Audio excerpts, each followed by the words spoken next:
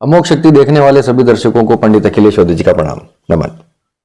मित्रों, थंबनेल में आपने देख ही लिया होगा कि शनि के रहस्य के बारे में एक छोटी सी कथा जो है मैं आपके सामने रख रहा हूं।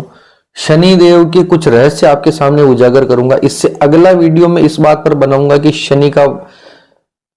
शनि देव से भयभीत होने के क्या कारण होने चाहिए और उनसे भयभीत न होने के क्या कारण होने चाहिए। अगला वीडियो भी बहुत इंपॉर्टेंट होने वाला है। उससे पहले मैं आपको एक भविष्य पुराण में कथा आती है, उस कथा के माध्यम से आपको यह समझाने का प्रयास करूंगा कि वास्तव में शनि देव का हमारे जीवन में क्या रोल है और क्या करने से शनिदेव जो है हमारे ऊपर कृपा कर सकते हैं। एक कथा आती है, सुनिए ध्यान से। त्रेता युग की बात है। त्रेता युग में एक बार अनावृष्टि हुई, सूखा पड़ा, अकाल पड़ा, बहुत भयंकर दुर्भिक्ष पड़ा। उसके अंदर तमाम मनुष्य जाति जो है वो त्राहि त्राहि करने लगी। कौशिक मुनि एक ऋषि हुए, वहां पर अत्यंत तपस्वी ऋषि थे। कौशिक मुनि ने भी इस दुर्भिक्ष का सामना उनको और उन्हें उनके परिवार को करना पड़ा। ऐसी स्थिति देखकर वो पलायन कर गए, अपने स्थान छोड़कर किसी दूसरे स्थान पर भोजन की तलाश में वो अपने परिवार को, अपने बच्चों को लेकर निकल पड़े। तभी रास्ते में कुछ ऐसा हुआ कि उनका बड़ा बेटा एक वहीं छूट गया। तो उनके पास आने की इतनी कमी थी, भोजन उनके पास चूंकि बिल्कुल नहीं था और एक बच्चा पीछे छूट गया था, तो वो वापस उसे लेने भी नहीं गए कि मैं ले भी आऊंगा तो क्या करूंगा। उसका जैसा नसीब अब वो जाने। इस प्रकार से देखिए कथा आती है। मैं हर बार ये कहता हूं कि पुराणों की कथाएं जो होती हैं उनके रेफरेंसेस जो है प्रतीकात्मक लेने चाहिए। आगे बात करेंगे। तो इस प्रकार से कौशिक मुनि अपने बच्चे खुचे परिवार को लेकर आगे बढ़े। वो बच्चा वहां पर अकेला भूख प्यास से रोता रहा। उसको समझ नहीं आ रहा था कि मुझे क्या करूं, क्योंकि न तो पास में पानी था न कुछ खाने को था। वो भी इसी प्रकार से भीतर जंगल के अंदर आगे बढ़ता गया और उसे वहां पर एक पीपल का पेड़ दिखाई दिया। पीपल के पेड़ के फलों को उसने खाया और वहीं पास में बावड़ी दिखाई दी। उस बावड़ी का उसने पानी पिया और इस प्रकार से उसको कुछ खाने और पीने का प्रबंध वहीं हो गया।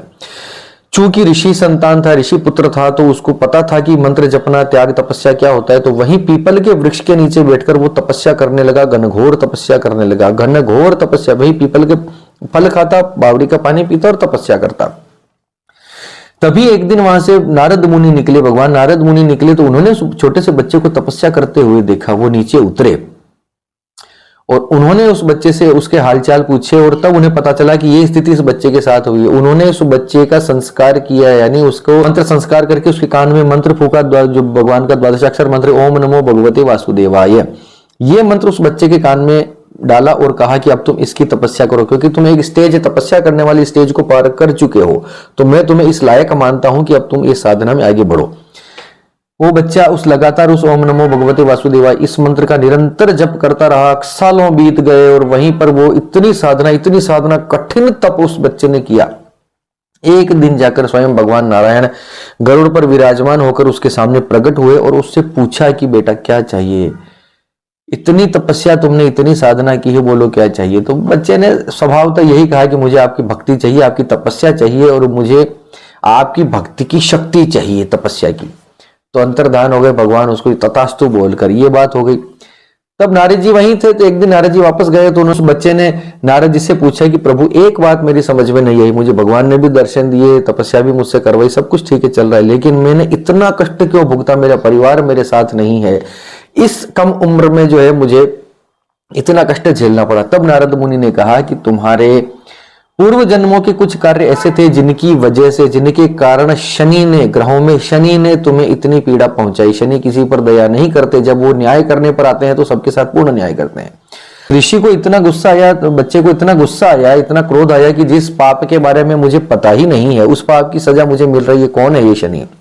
तो उन्होंने शनि को अपने तपोबल से जो है धरती पर लाकर पटक दिया नीचे अपने धाम से, और शनि वहां पर कराहते रहे, उनकी एक टांग में जो है फ्रैक्चर हो गया, ऐसा कुछ हुआ। ये सब घटना हुई तो वहां पर सभी देवी देवता वहां पर उपस्थित हो गए कि शनिदेव के साथ ऐसा करने वाला भैया कौन आ गया ऐसा।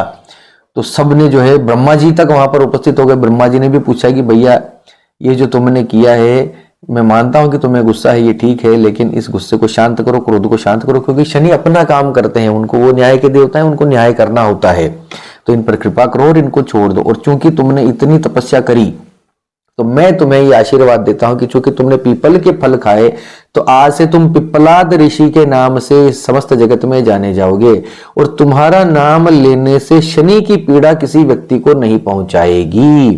पिप्पलाद ऋषि का नाम लेने से और पीपल के पेड़ के नीचे पर्टिकुलर साधनाएं मंत्र तपस्या करने से शनि की पीड़ा नहीं पहुंचाती। इसलिए ज्योतिषी आपको पीपल के वृक्ष के नीचे तेल का दीपक करने का जो है उपाय बताते हैं। हालांकि वो छोटा सा उपाय है, बड़े बड़े उपाय शनि के हम अगली वीडियो में बात करेंगे। पिप्पलाद ऋषि का नाम लेने से, फिलहाल ब्रह्मा जी ने उसको ये भी कहा पिप्पलाद ऋषि को कि ग्रह जो है किसी के भी साथ हो वो तपस्या से देखकर, मंत्रों को देखकर उनकी पूजा करने पर शांत हो जाते हैं और अपना बुरे फल उनको देना छोड़ देते हैं। और यहां तक कि अगर एक्सेस में ये किया जाए तो उस बुरे से बुरा ग्रह भी जो है अपनी शांति को जब पा लेता है तो व्यक्ति को अच्छे से अच्छा फल देने को विवश हो जाता है। ये बात ब्रह्मा जी ने भविष्य पुराण में कही है।